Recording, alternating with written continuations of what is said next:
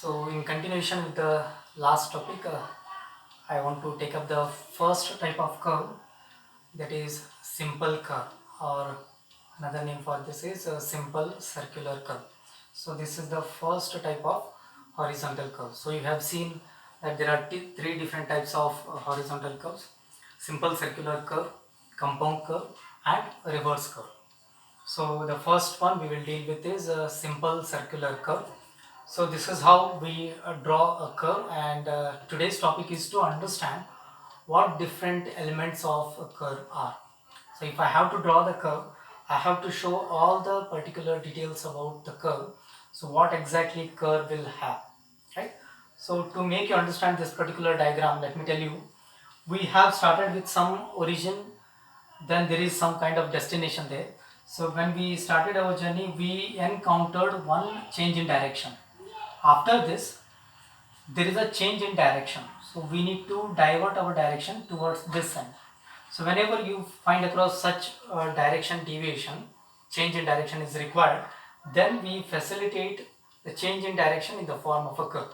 So this is the curve actually we are going to provide to change the direction, right? So you cannot have a road of such a nature where there is abrupt change in the direction. That is why you provide the curve like this. You construct the road this way so that you facilitate the change in direction smoothly or gradually. So remember, this is the curve which we are going to talk about, right? This is the curve, and this curve has got number of elements. So these elements will help in the construction as well as in the design of the road, right? So I have started with the journey from somewhere here, and then I encountered a change in direction. Then I have to change my direction. So for avoiding this, I am going to have the curve here. So as I have told you, number of elements which you are going to learn now. So I am going to take up one by one. Let us see what they are. So before the road is being designed, or before the curve is being designed, you will have only two. So these are called as straights, or nothing but tangents, right? So T1V, T1V is one straight, V T2 is another straight, right? These are also called as tangents. So T1V is one tangent, V T2 is another tangent. T1V is called as backward tangent. T1V is called as backward tangent, whereas VT2 is called as forward tangent. So T1V is backward tangent and VT2 is forward tangent, right? So you understand that they are called as tangents because they are the tangents at this point, right? So T1V is a tangent to the curve at T1. VT2 is a tangent to this curve at T2. Clear? So now these are the two tangents which we call it as backward tangent and forward tangent, right? So where they meet, where the two tangents meet, or where the two straights meet, that point is called as point of intersection. It is abbreviated as PI. PI means point of intersection, where the two tangents meet, or where the two straights meet, where there is a change in direction required. So this is the point where the direction is going to be changed. So it is called as point of intersection, right? Where the two tangents meet. T1 is called as point of curve. Point T1 is called as point of curve, right? So the tangent, the beginning point of the curve is called as point of curve, where curve starts, where curve begins, right? So T1 is the point where curve starts, so that is why it is called as point of curve. And there is one more point T2 where the curve ends, that is called as point of tangency. It is called as point of tangency, right? I insist everyone to note down the terms whatever I am explaining one by one. I started with backward tangent, forward tangent, then I went to point of intersection, then point of curve, point of tangency. Point of curve is the point where curve starts. Point of tangency is the point where curve ends, right? So it is the beginning point of the curve and this is the end point of the curve. Clear? Now there are some more things which you have to understand in this. This is the angle between the two straights, an exterior angle between the two straights or the two tangents. So this angle, I hope you can understand where exactly is this angle is to be measured, right? It is an exterior angle between the two straights. So angle between point of curve extension and the point of tangency, right? So what is that angle? It is the angle between point of tangency, I mean forward tangent, and the backward tangent measured at the extension of the backward tangent. This angle is called as angle of intersection and it is denoted by the letter delta, right? Delta is the angle of intersection. It is the angle between forward tangent and backward tangent measured at point of intersection. So this angle is called as angle of intersection. Now after this you have something called this length. Angle, I mean the distance between point of intersection and the midpoint of the curve. C is the exact center of the curve or midpoint of the curve, right? So here exactly you have half of the curve and here exactly you have another half of the curve. So this is the midpoint of the curve. The distance between point of intersection V and the midpoint of the curve is called as external distance, which is denoted by letter E.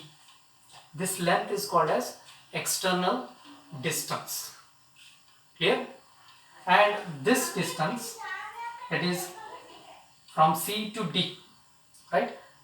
This distance is called as mid-ordinate, right?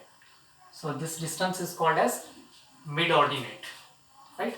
So distance between C and D is called as mid-ordinate. And if you join T1 and T2, that becomes the chord, isn't it? If you join T1 and T2, that becomes a chord which is called as long chord. T1, T2 is called as long chord, right? Remember that T1, T2 is a chord of the curve and which is the longest chord. So that is why it is called as long chord. A chord joining the point of curve and point of tangency is a long chord. As you can see, this is the radius of the curve and this is the center of the curve. Clear? And then apart from this, you need to understand that there is something called deflection angle, right? So every point on the curve will have one deflection angle. Like for an example, if I take one point here on the curve, point A has its own deflection angle. What is that deflection angle? Is I have to join this point A to T1, right? Join A, T1, right? Now deflection angle of point A is angle between backward tangent and T1A. That is nothing but line joining that point to the point of curve, right? So this angle is called as deflection angle of point A. Understood what is deflection angle of point A? Deflection angle of point A is the angle between backward tangent and the line joining that point with the point of the curve. So if I want to get the another deflection angle, I mean deflection angle for this point, then I have to join this point to the point of curve, and angle between that line and the point, I mean backward tangent, is becoming one more deflection angle. Every point on the curve will have one deflection angle. Clear? Now I have a tangent here. There are two different tangents, right? In simple circular curve, both the tangents will have the same length, right? And that is called as tangent length, or you can even call it as length of the tangent. It is denoted by T. T is the length of the tangent, right? And in simple circular curve, both the tangents will have the same length, right? And likewise, even the curve will have a length, right? So length of the curve is designated by small letter L, right? So T1, C, T2 is the length of the curve, right? So the length of the curve has to be measured along the curve, right? It cannot be this length. So because this is the long chord, right? Long chord is designated by capital L. Capital L is the long chord, length of the long chord, whereas small letter L is the length of curve. Clear? So tangent length is T, length of the curve is L, and length of long chord is L. Capital L, small l. So I hope you will be able to differentiate these things, right? Apart from this, you need to understand something called normal chord, subchord, right? So when you will be constructing this curve in the field for the purpose of construction, so when you will be actually working on the field to have such a curve, so having such a large radius curve is not that easy. So for that you may have to have number of chords. So normal chord is the chord which will have full length of the chain. Like if I am using 30-meter chain for constructing this particular curve, then if one chord has got the length equal to 30 meter, then it is called as normal chord.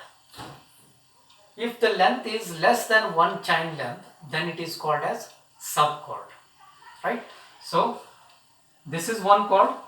If length of this chord is 30 meter and the length of the chain itself is, if it is 30 meter, then it is called as normal chord. And any chord which will have smaller length, less than 30 meter, then it is to be called as subchord. You will understand these two terms in detail in the actual construction which you are going to see in subsequent classes. So you will understand these two terms perfectly when we deal with the other coming topics.